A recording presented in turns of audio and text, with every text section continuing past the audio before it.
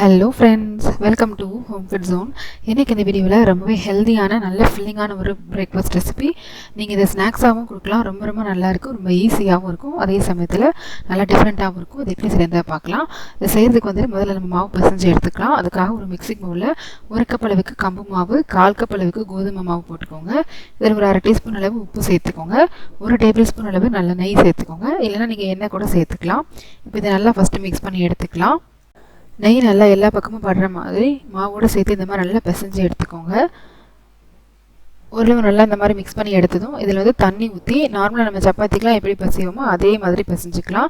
ரொம்ப நெருப்பாக ஆயிராமல் கொஞ்சம் தண்ணி மட்டும் கரெக்டாக கொஞ்சம் கொஞ்சமாக சேர்த்து இந்த மாதிரி பிசைஞ்சு எடுத்துக்கோங்க. கொஞ்சம் மாவு கட்டியாக இருந்தால் கூட பரவாயில்ல, ஆனால் கொஞ்சம் நெல்லுன்னு ஆயிடாமல் மட்டும் பார்த்துக்கோங்க. நீங்கள் எடுத்துருக்கிற மாவுக்கு ஏற்ற மாதிரி தண்ணி கொஞ்சம் முன்ன பின்ன தேவைப்படும். அதனால் தண்ணி அளவு சொல்லலை, நீங்கள் கொஞ்சம் கொஞ்சமாக ஊற்றி பிசைஞ்சு இந்த மாதிரி நல்லா கட்டியாக பிசைஞ்சு எடுத்துக்கோங்க. நம்ம ஊற வைக்கணும் தேவையில்லை. இதை அப்படியே நம்ம இந்த மாதிரி பிரித்து ஒரு 2 இல்லை 3 உருண்டையாக உருட்டி எடுத்துக்கலாம். இது இப்போ நம்ம செஞ்சு எடுக்கிறதுக்காக இந்த மாதிரி நார்மல் நம்ம தேங்காய் கேரட்லாம் துருவி எடுத்துக்கோங்க. இதில் மாவு இந்த மாதிரி துருவி எடுத்துக்கோங்க.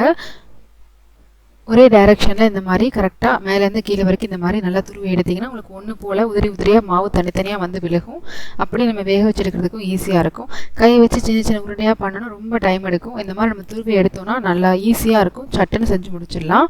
கொஞ்சம் நல்லா பெரிய ஓட்டை இருக்கிற கிரேட்டராக பார்த்து எடுத்துக்கோங்க. அப்போ தான் உங்களுக்கு நல்லா கொஞ்சம் பெருசாகவும் உதிரியாகவும் விலகும். இதே மாதிரி மாவு எல்லாத்தையுமே துருவி எடுத்துக்கோங்க. துருவி ரெடியாக எடுத்து வச்சுக்கோங்க. இப்போ துருவின அந்த மாவில் 1 டேபிள் ஸ்பூன் அளவு அரிசி மாவு மேலே தூவி விட்டு நல்லா இந்த மாதிரி பிசைஞ்சிக்கோங்க. இந்த மாதிரி அரிசி மாவு தூவி லேசாக அந்த மாதிரி மிக்ஸ் பண்ணுறதுனால உங்களுக்கு ஒன்றோட ஒன்று ஒட்டாமல் நல்ல உதிரியாக இருக்கும். வேகிறப்ப கூட உங்களுக்கு ஒன்றோட ஒன்று ஒட்டாது, எடுக்கிறதுக்கும் ஈஸியாக இருக்கும். அதுக்காக தான் ரொம்ப அரிசி மாவு சேர்த்துருவேன்னா ஒரு 1 டேபிள் ஸ்பூன் அளவு தூவி விட்டு நல்லா இந்த மாதிரி லைட்டாக மிக்ஸ் பண்ணி எடுத்துக்கோங்க. இப்போ இது வேக வச்சு எடுக்கிறதுக்காக இந்த மாதிரி ஒரு ஸ்டீமரில் மேலே துணி போட்டுக்கோங்க. இல்லைன்னா நீங்கள் இலை கூட போட்டுக்கலாம். இதில் நம்ம எடுத்துருக்கிற மாவை இதில் நம்ம சேர்த்துக்கலாம். இப்போ அடுப்பு ஹை ஃப்ளேம்லேயே வச்சு ஒரு 7லேருந்து 8 நிமிஷம் வேக வச்சு எடுத்துக்கலாம். கரெக்டாக ஒரு 7-8 நிமிஷம் கழித்து பார்த்திங்கன்னா நல்லாவே வெந்து வந்திருக்கும். இப்போ இதை நம்ம வெளியில் எடுத்துடலாம். இப்போ இதை தாய்ச்சி எடுக்கிறதுக்காக இன்னொரு பேனை சூடு பண்ணிக்கோங்க. இதில் 1 டேபிள் ஸ்பூன்லேருந்து 2 டேபிள் ஸ்பூன் வரைக்கும் எண்ணெய் சேர்த்துக்கோங்க. ஒரு 1/2 டீஸ்பூன் அளவு கடுகு உளுந்து பருப்பு, 1 டீஸ்பூன் சீரகம், ஒரு 4 பல் பூண்டு, 2 காஞ்ச மிளகாய், 2 பச்சை மிளகாய் கட் பண்ணி சேர்த்துக்கோங்க.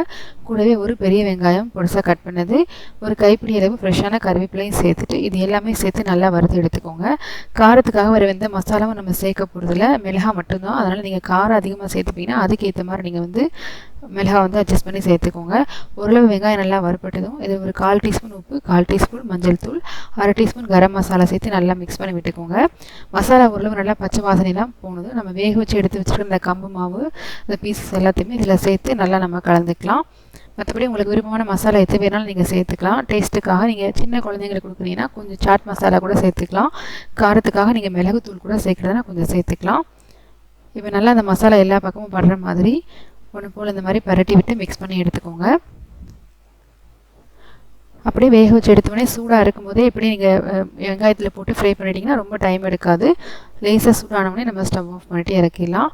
தேவைப்பட்டால் நீங்கள் மேலே கொஞ்சம் கொத்தமல்லி எல்லாம் சேர்த்து கூட சுட சுட சர்வ் பண்ணலாம். இதுக்கு நீங்கள் சைட் டிஷ் எதுவுமே செய்ய தேவையில்லை, அப்படியே கொடுக்கலாம். நல்ல ஃபில்லிங்காக நல்ல ஹெல்த்தியாக இருக்கும். கண்டிப்பாக இதே மாதிரியே நீங்களும் செஞ்சு பாருங்கள். இந்த ரெசிபி உங்களுக்கு பிடிச்சிருந்ததுன்னா லைக் பண்ணுங்கள், ஷேர் பண்ணுங்கள், கமெண்ட் பண்ணுங்கள். கண்டிப்பாக ஹோம் ஃபுட் ஜோனுக்கு சப்ஸ்கிரைப் பண்ண மறக்காதீங்க. நாளைக்கு இதே மாதிரி நல்ல ரெசிபியோட உங்களை மீட் பண்ணுறேன். அது வரைக்கும் பாய்.